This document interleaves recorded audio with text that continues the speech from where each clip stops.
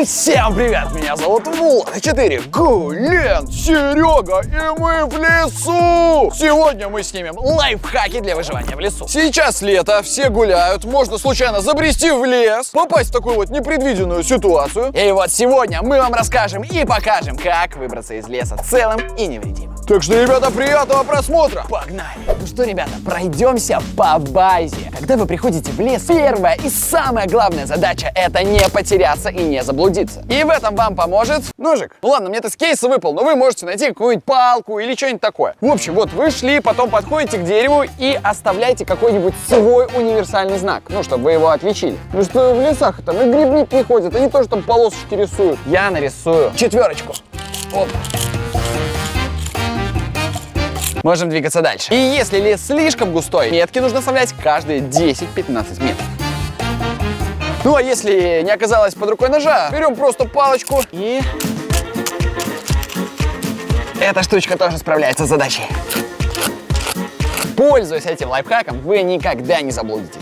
Но если вы пришли в лес и забыли делать метки, есть еще пару лайфхаков, как ориентироваться в лесу. Это очень важно, слушайте внимательно. Эти способы природные, и они есть всегда в любое время дня и ночи в лесу. Начнем с первого из них, например, как найти север. Понимаю, что звучит немного сложно, но на самом деле все очень легко. Если вы пошли в лес около своего города, то примерно в голове можете нарисовать карту. Например, лес находился снизу. Это значит на юге, а ваш дом или город на севере. Итак, как же найти север? На самом деле все очень просто. Подходим к какому-нибудь дереву, где растет мох.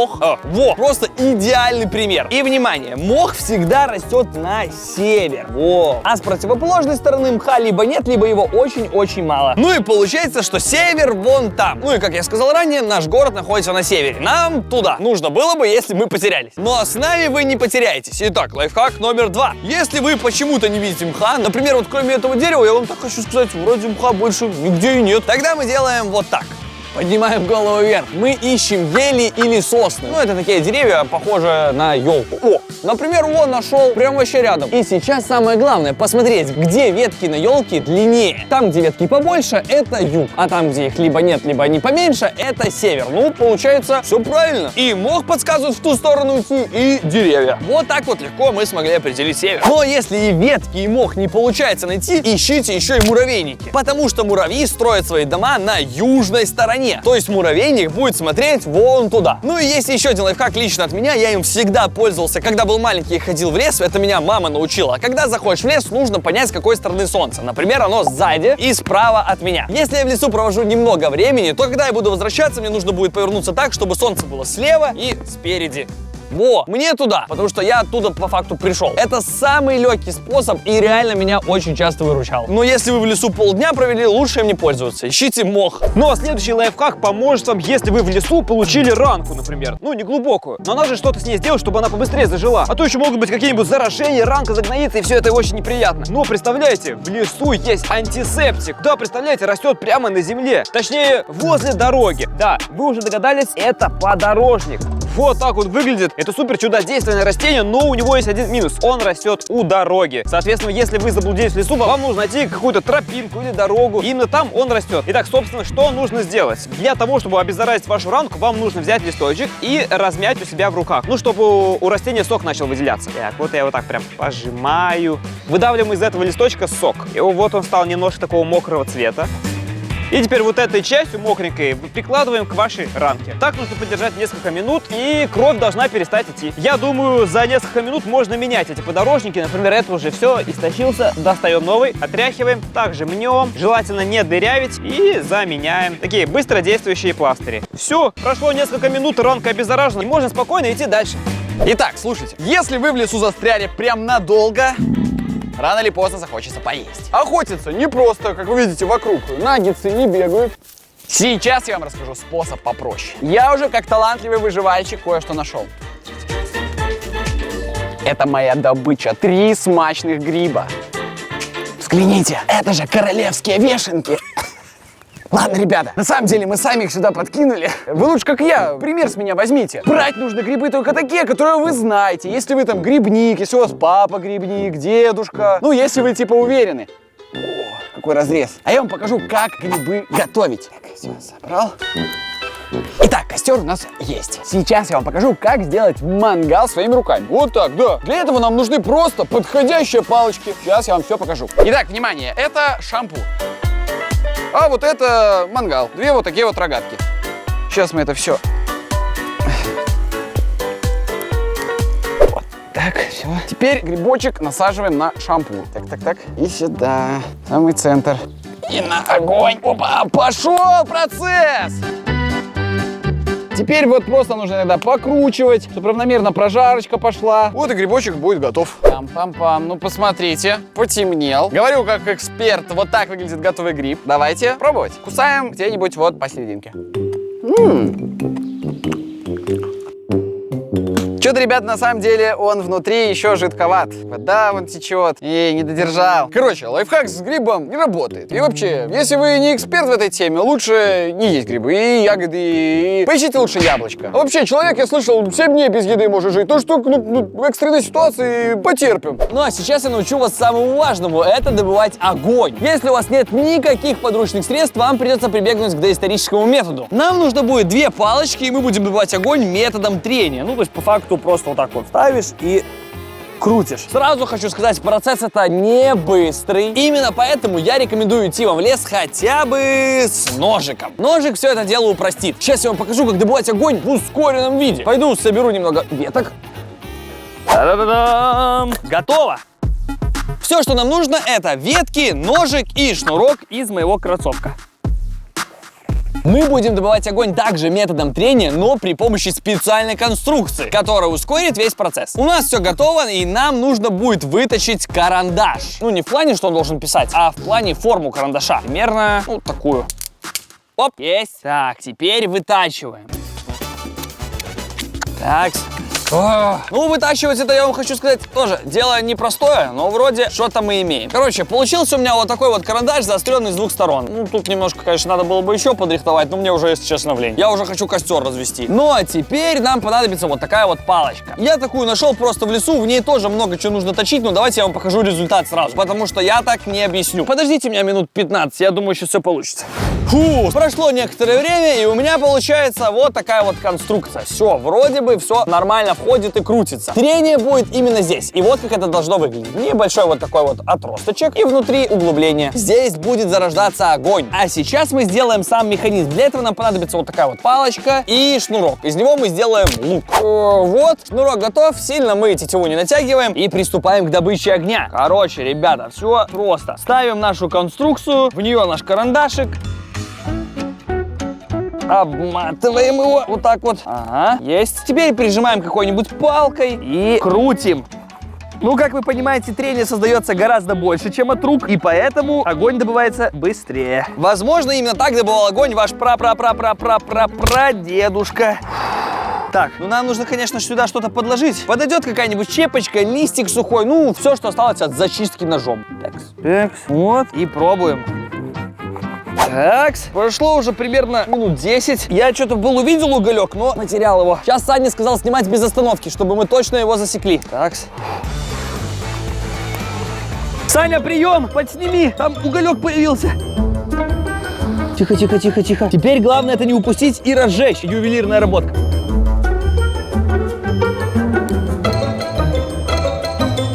Ух, ребята, нелегкое это дело. О! Пошло! Ё-моё, я добыл огонь! Офигеть! Нельзя медлить, нужно это все сохранить. Я взял еще немножко травички, попытаться разжечь. Блин, тяжело. Огонек есть. Реально, дуть самое сложное оказалось. О! Пошло. Тихо. Спокойно. Все, костер пошел. Заработало. Ху-ху! О! Все, этот костер я уже не упущу. Ух, ребята, это самый жаркий огонь, который я видел в своей жизни. Ё-моё. Но получилось. Самое главное. И заняло это реально минут 30-35. Очень напряжно физически. Но вот, горит. Ну и самое главное. Перед тем, как разводить костер, нужно вытоптать землю вокруг. Вот, как я, чтобы не устроить пожар в лесу. Вы там смотрите аккуратно, лучше со взрослым. Способ рабочий, ну а чтобы сэкономить время, лучше берите спички. Если вы заблудились в лесу, вы можете тут находиться довольно долго. А ночью здесь может быть очень холодно, даже летом. Поэтому Поэтому очень важно правильно утепляться. И футболка, и шорты вас точно не спасут. Поэтому нужно самим создать термобелье. Да, в лесу, представляете, из подручных средств. А чего в лесу полно? Правильно, растений, листочков и прочей зелени. Вот именно ее будем использовать для того, чтобы согреться. Подойдет буквально все. Главное собрать как можно больше листвы. Вот, например, такой вот типа папоротника. Срываем. Очищаем от всяких мошек, пауков. Так, это нам не надо. Буквально за 10 минут набрать можно очень много. Вот, все срываем. Хоп. Ну вот, уже собрал достаточно много. Все эти листья будут выполнять функцию воздушной подушки. А для того, чтобы согреться, нам нужно расположить все эти листья равномерно по площади тела под майку. А если на вас уже надета футболка и кофта, то вы можете между кофтой и майкой тоже расположить эти листья. И тогда вам тоже будет теплее. Берете просто вот так вот. Главное проверять, чтобы не было никаких мошек. Вот так вот располагаем. Равномерненько. Да, это неудобно, зато может вас согреть. Так, и заправляемся.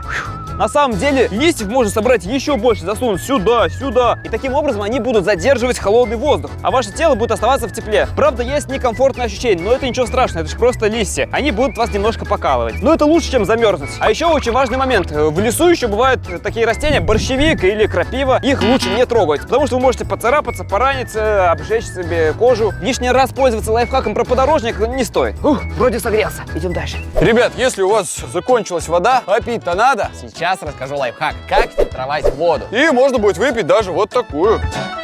Для начала нужно разрезать, сломать эту бутылку напополам.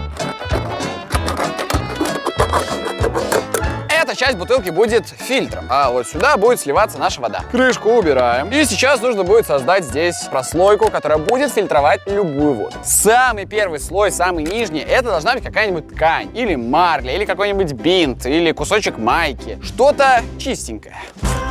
Марля будет очищать воду от самых мелких частиц. Далее засыпаем сюда уголь. В идеале это таблеточки, но подойдет и уголь из костра. У меня это будет уголь из костра. Мелкий, я его помельчил, побил его. Оп.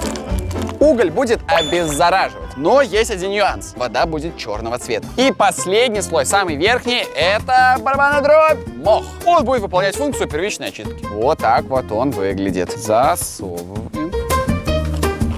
Ну вот, самодельный фильтр готов. Да, не такой, как дома, например, стоит, но мы вообще-то выживаем в лесу. Любые методы хороши, ребят, погнали, набирать. Набираем водичку. Так, тут какие-то мелкие мошки попадают мне в стакан. Я об этом не волнуюсь, потому что мох отфильтрует это все. Ребята, слушайте, я зачерпнул водички из лужи, и, если честно, там целая жизнь внутри, посмотрите.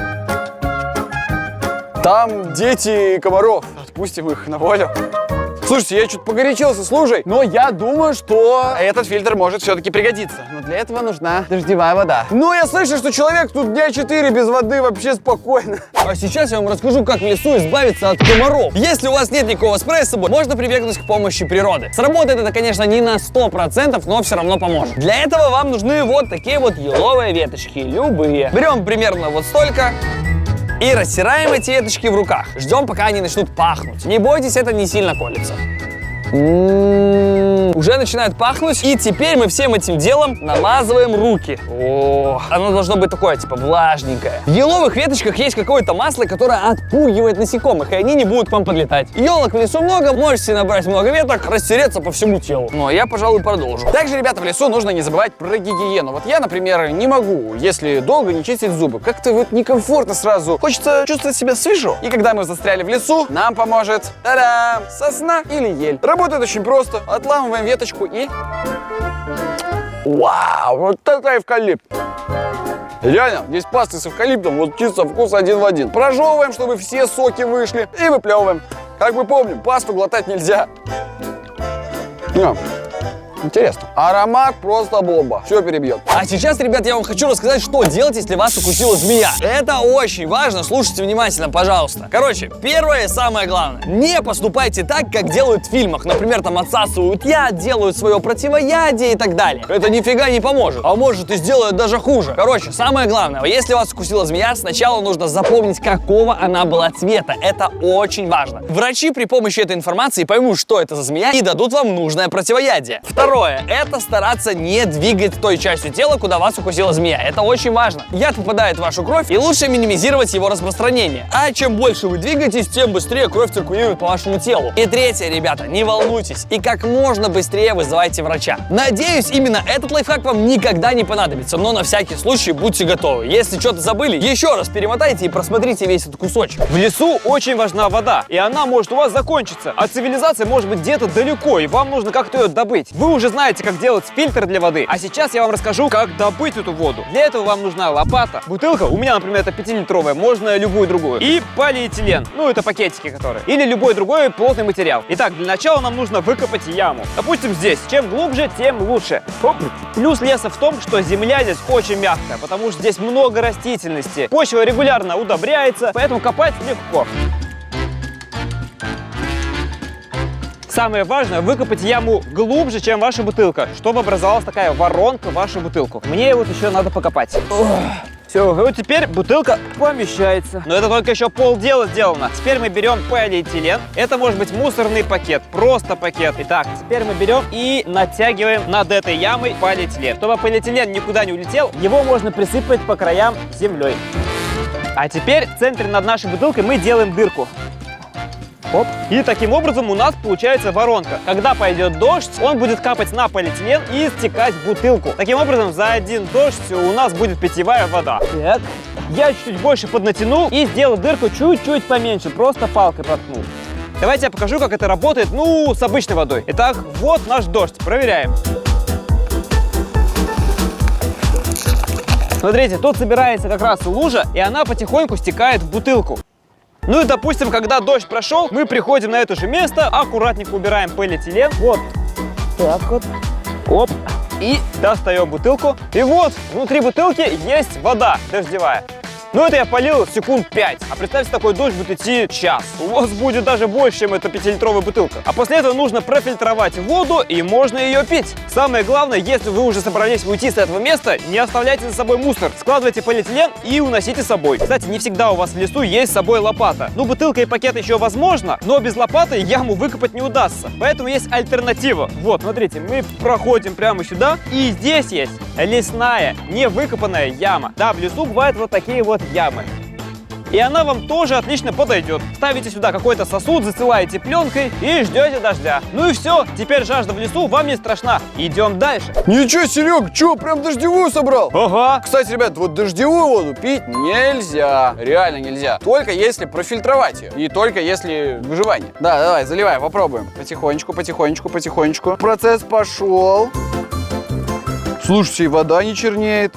Ну что, я вижу небольшие частички угля, но уголь это как бы полезно для пищеварения. Все мы это понимаем и делаем глоток.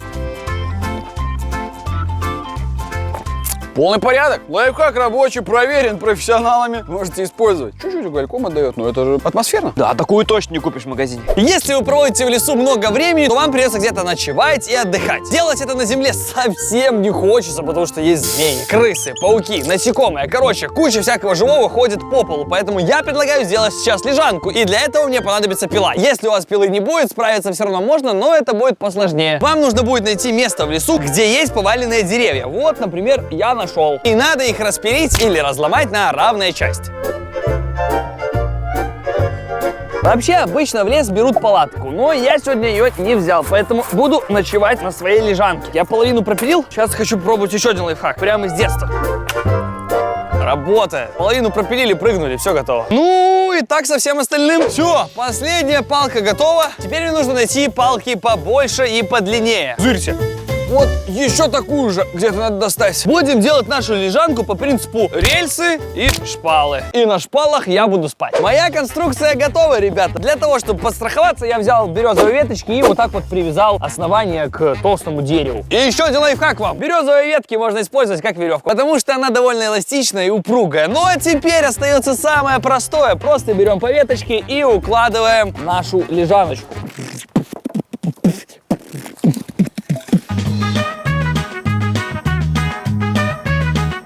Ну, все. Теперь мы берем ветки и застилаем это все дело как матрас. Я еще немного веточек принес, чтобы помягче было. Ну, тут смотрите сами, накрывайте как хотите. Если любите, чтобы матрас был потверже, можете вообще не накрывать. А я вот люблю помягче.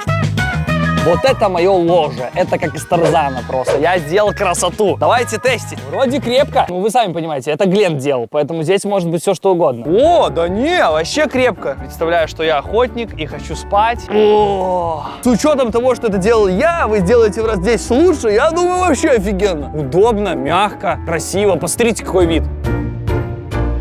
Идеально. Представляете, в лесу можно высушить свои кроссовки. Допустим, шел дождь или вы наступили в лужу. Так, берем кроссовок, водичку. Оп. Вот я только что зачерпнул себе водички. Дальше в таких кроссовках идти не получится. Быстро натрете мозоли, будет больно и невозможно идти. А нам же нужно как-то выбраться из леса. Поэтому мы останавливаемся, развозим костер, как вам уже показывали. И для того, чтобы быстро высушить кроссовки, нам нужно найти камни. Примерно вот такого размера. Ну, в лесу, я думаю, камни вы найдете. Итак, мы эти камни просто кладем в костер. Ждем, пока они нагреются, а потом будем доставать. Прошло практически минута, мне кажется. И аккуратно палками достаем эти камни. И сразу закидываем их в кроссовки. Оп. Не переживайте, ваши кроссовки не сгорят, потому что камни не горят, они просто нагреваются. Так, аккуратнее, не забываем, что они горячие. Так, оп, вот еще. Постарайтесь не сильно извалять их в земле, чтобы не испачкать кроссовки. Оп. Фух. Все, теперь ждем, потому что камни горячие, вода будет выпариваться, и скоро кроссовок просохнет. Совсем недавно я вам показывал, как сделать лежанку, а теперь я вам покажу, как сделать, ну, условно говоря, кровать с подогревом. Если вам будет лень пилить всякие бревна, всем этим заниматься, можно все будет организовать на полу. Тем более, если у вас нет пилы и подручных средств, здесь это не понадобится. Находим в лесу поваленные деревья, кладем их вот так, как рельсы, а здесь начинаем разводить костер. Но опять же, все делаем супер безопасно, там вытаптываем, чтобы ничего не разгорело. По факту нам нужен не костер, а угли. Я уже здесь все вытоптал. Здесь уже такая мокренькая земля снизу, то есть ничего не разгорится. Можно начинать разводить костер. Ну, здесь все, как я вас учил. У нас прогорел огонь. Посмотрите, как много углей. Они все очень-очень горячие, но это нам на руку. Сейчас нужно все эти угли распределить равномерно. И вскоре мы на них будем лежать. Только самые большие угли надо убрать. Вот, например, вот этот. Посмотрите, кабан какой. Он раскаленный, мне кажется, до 1000 градусов. Нам такое не надо. А остальное распределяем. Так, теперь пускай это все дело немного остынет, а я пойду за настилом. Вот, смотрите, что нужно добыть. Это называется дерн. Ну, в Майнкрафте есть такое. Он находится у нас под ногами. Здесь должно быть немного мха и земли. Вот такую штуку добываем и посыпаем на наши угли. Благодаря дерну угли не будут гореть, а просто тлеть, отдавая свое тепло.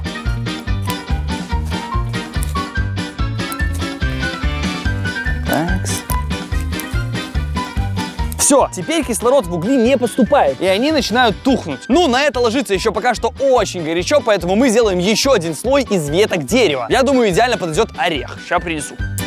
Так, вот сколько веточек у меня есть. Накрываем ими наш костер. Ой, тут прям тепло, ребят. Утрамбуем немного. Как тепло! Приятно тепло. Нету такого, что там прям настоящие угли, а просто вот, ну, такая легкая банька. Натаскаю еще немного веток и папоротника, чтобы все было мягче, и потом это все дело затестим.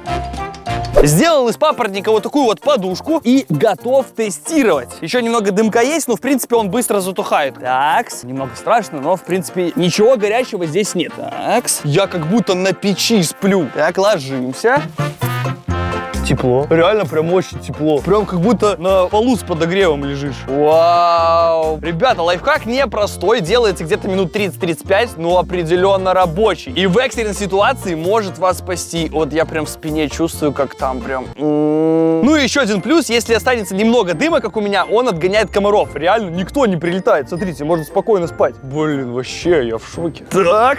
Мне говорили, что такой настил держит тепло около 6 часов. Представьте, на ночь такое сделал, и можно спать на природе. И никакие палатки не нужны. Вообще кайф. Я прям очень доволен этим лайфхаком. Опа! Ребят, смотрите, чем я занимаюсь. Как вы думаете, есть идеи? Давайте, ребята, это задачка со звездочкой. Кто сообразительный, кто догадается?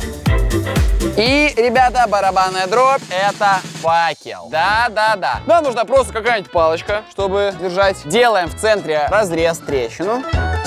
И трещину наполняем корой. В лесу ее много, кстати. Горит хорошо, долго, можно где-то подтушить, если факел уже не нужен. Ну, давайте вообще проверим, как это работает. Я думаю, это намного круче, чем просто подпалить палку. Оп, оп. Дадим этой штуке чуть-чуть разгореться. О, да, процесс-то пошел. Ну и все. Все, можем как первобытные люди выходить на охоту. Не знаю, поможет ли это в отпугивании кабанов. Не, штука очень полезная. Гореть будет долго, вон она тлеет, томится. Чуть что, еще коры можно подкинуть. Класс, я думаю, этот лайфхак работает.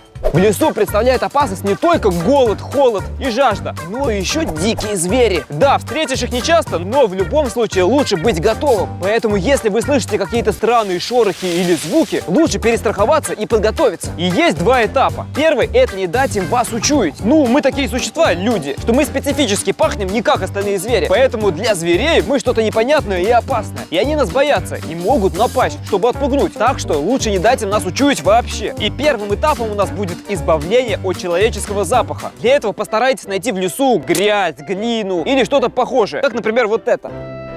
Из-за того, что в лесу много теней, земля очень долго сохнет, ну, после дождя. Поэтому таких вот грязевых мест довольно много, даже в жаркую погоду. Нужно только поискать. Итак, сейчас я буду избавляться от человеческого запаха. Как вы догадались, нужно измазаться грязью. Ну, я измажу только руки, чтобы просто показать, как это будет выглядеть.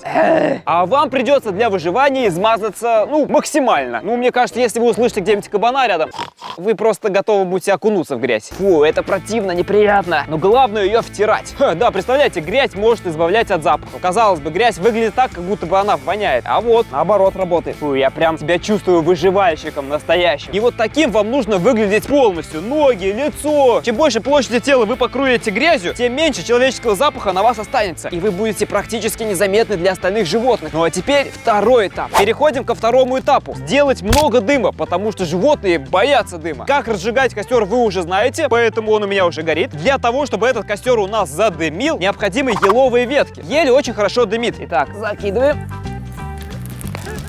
И ждем. Возьму палочку и буду подкидывать. О, посмотрите, какая дымовуха получается. Вот еще набрал еловых веток. Закидываем. Так, вот так вот прям. Чем больше у вас еловых веток, тем больше у вас будет дыма. А если дыма будет много, тогда звери разбегутся от вас. Вот и весь лайфхак. Да, сидите немножко грязный, зато греетесь у костра, и на вас никто не нападет.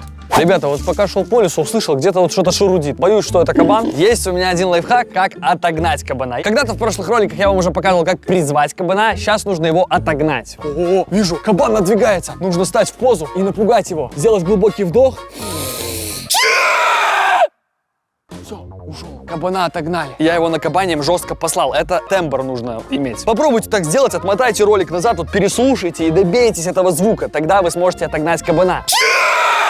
Самое главное — это использовать жесткий тембр, чтобы он испугался. Все, у кабана аж пятки засверкали. Ну что, ребята, вот такой вот список лайфхаков мы подготовили. Что-то работает, что-то кому-то, возможно, пригодится. И что хотим вам сказать? Спасибо, что досмотрели это видео до конца. Рады были стараться. Ну а с вами был я, меня зовут Влада4. Гулен, Серега. Всем пока! Гулен, Кобяков, Гулен, Влад Бумага. Гулен, Кобяков, Гулен, Влад Бумага. А вы совсем забыли, как летать?